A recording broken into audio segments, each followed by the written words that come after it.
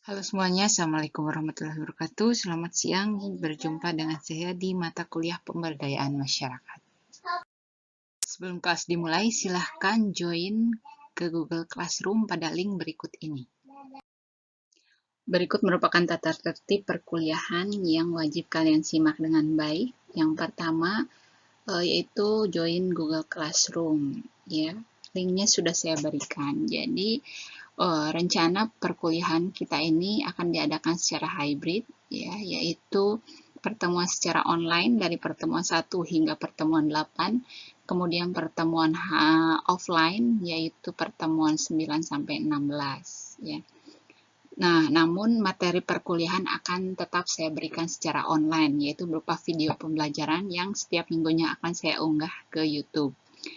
Nah, kemudian masalah absensi tentunya wajib diisi di UBLFs ya, jangan sampai terlewat setiap minggunya ya. Kemudian masalah absensi terblokir wajib lapor di awal perkuliahan dan tentunya harap diurus ya, jangan sampai di akhir perkuliahan baru sadar bahwa absensi terblokir ya. Jadi saya tidak menerima komplain di akhir perkuliahan. Dan saya harapkan tidak ada yang meminta perbaikan nilai ya, karena nilai yang akan saya berikan ini sesuai dengan kerajinan kalian dalam mengikuti perkuliahan dan tentunya kesigapan kalian dalam mengerjakan tugas baik tugas kecil maupun tugas besar di perkuliahan ini ya. Jadi dimohon dengan sangat kerjasamanya dengan baik untuk menghasilkan nilai yang baik pula. Poin absensi di perkuliahan ini sama ya seperti perkuliahan di perkuliahan lainnya ya, yaitu 30% untuk kuis atau tugas besar, kemudian UTS dan UAS ya. Sisanya 10% adalah kehadiran atau absensi kalian. Mengenai jadwal pengajaran akan saya berikan secara hybrid ya. Jadi pertemuan 1 sampai 8 akan kita langsungkan masih secara online ya. Jadi untuk pengajarannya sebelum kita mulai perkuliahan akan saya upload materi pengajaran yang harus kalian simak terlebih dahulu. Kemudian di Zoom meetingnya akan saya berikan sesi diskusi atau tanya jawab ya. Kemudian di pertemuan 9 sampai 16 diharapkan akan diadakan kelas secara offline ya. Jadi terkait atau masalah-masalah lain bisa kita diskusikan secara langsung. Pada pertemuan hari ini saya akan berikan pendahuluan terlebih dahulu mengenai poin-poin pemberdayaan masyarakat. Ya, untuk pengantar dari mata kuliah pemberdayaan masyarakat ini diharapkan pada akhir perkuliahan nanti yang pertama tentunya wajib kalian hasilkan yaitu laporan akhir ya dari kegiatan yang akan kalian lakukan berupa kegiatan tugas besar ya. Dan nanti mungkin akan dijelaskan di akhir sesi materi ini. Dan kemudian bisa juga nantinya ketika ada kesempatan di tahun berikutnya kalian bisa ikut program kreativitas masyarakat yang diadakan oleh Kemendikbud ya. Program ini juga benefitnya sangat besar bagi kalian ya. Jadi bila kalian yang punya interest lebih untuk mengikuti program ini bisa nanti kita diskusikan lebih lanjut ya. Nah, kemudian juga hasil akhir yang diharapkan juga salah satunya hasil tulisan dari kegiatan kalian ini bisa kita submit ke jurnal pengabdian masyarakat.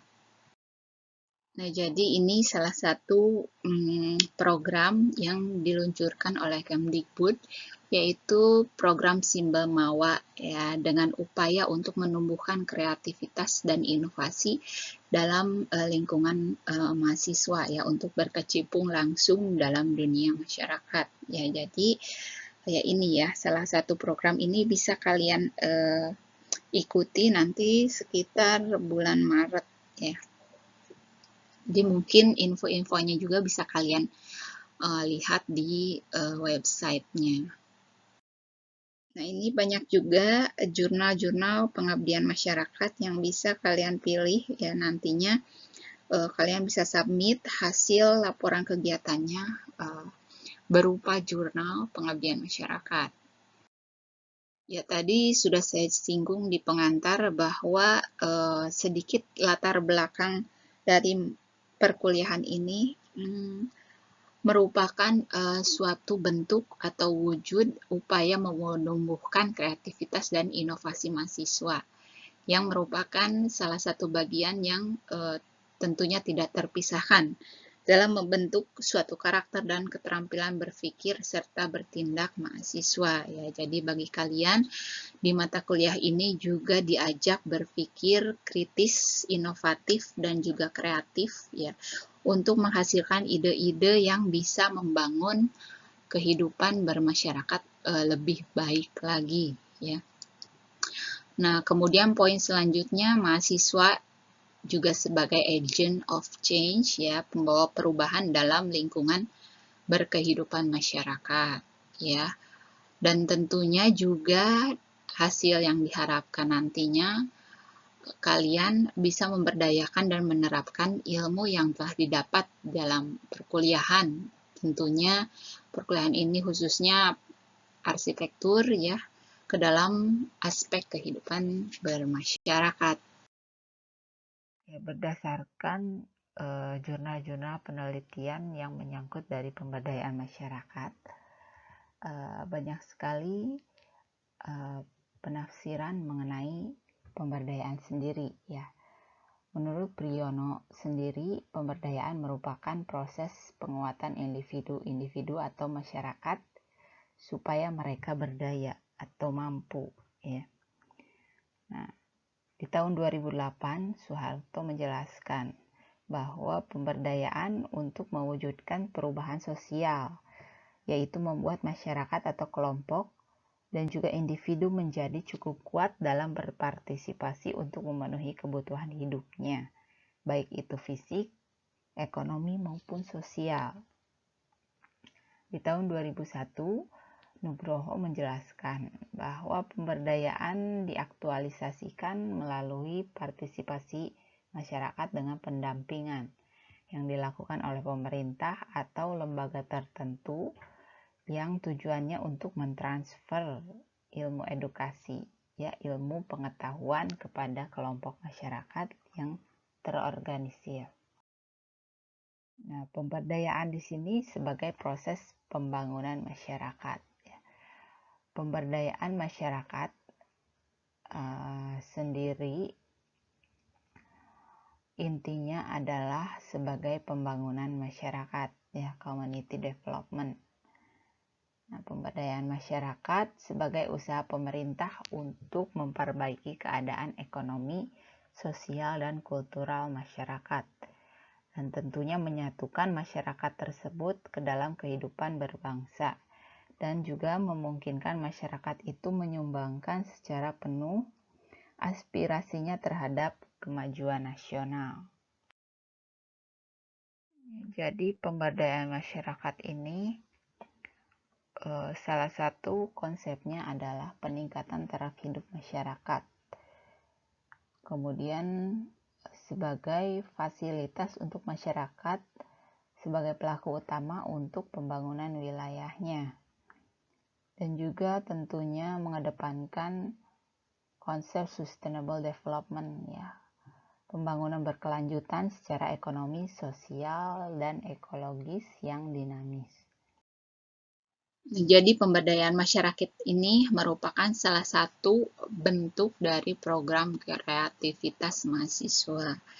Ya, di mana nantinya mahasiswa diharapkan menjadi agent of change ya, sebagai pembawa perubahan dalam lingkungan masyarakat ya, yang sifatnya bisa sebagai edukator atau fasilitator, mentor maupun konseptor.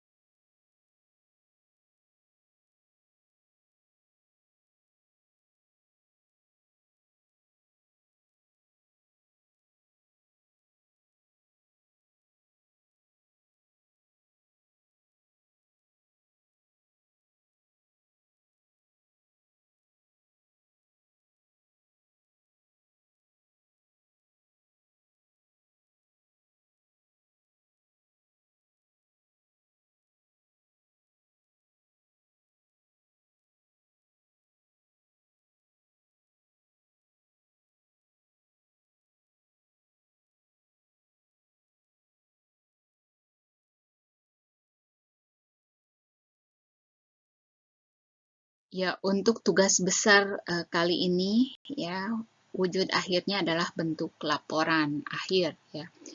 Nah, tema yang diangkat tahun ini uh, masih tetap berupa tema desain ya, atau arsitektur, perarsitekturan sesuai dengan uh, yang sedang kalian pelajari saat ini ya. Jadi nantinya kalian merencanakan satu kegiatan yang kaitannya dengan perencanaan desain ya, boleh berupa pelatihan ataupun perencanaan desain.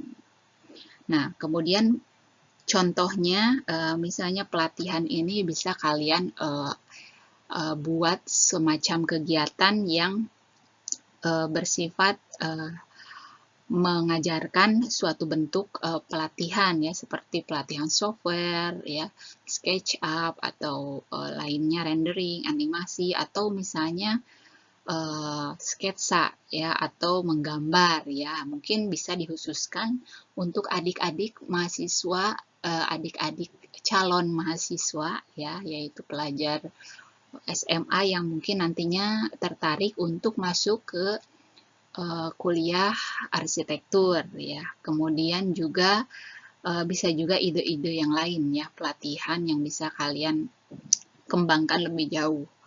Kemudian selanjutnya juga ada perencanaan desain. Nah, perencanaan desain ini contohnya misalnya ketika kalian menemui suatu permasalahan di lingkungan rumah kalian, misalnya yang masih kurang fasilitas umum ya.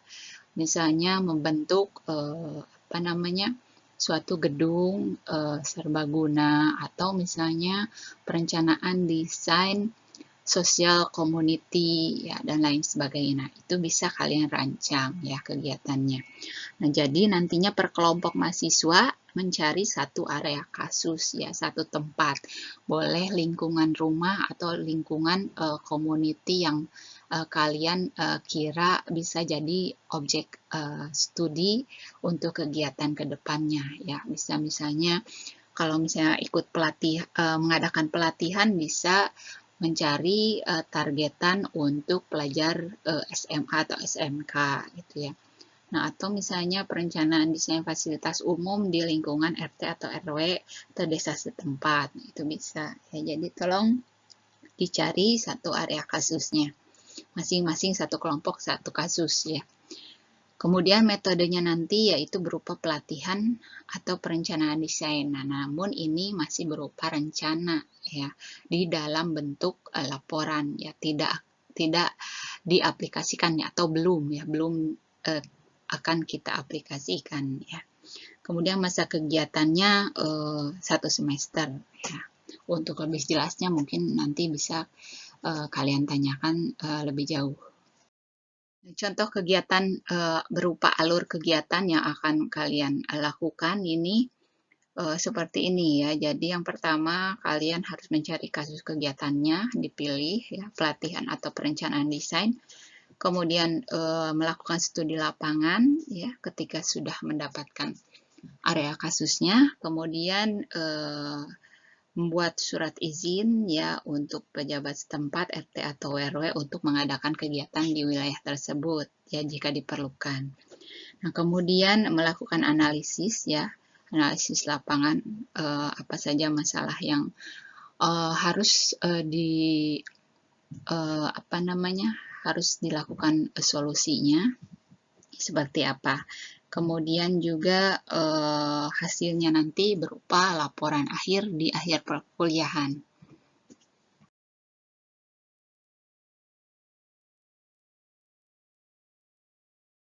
Ya, oke, demikian materi kuliah hari ini. Terima kasih, sampai jumpa minggu depan.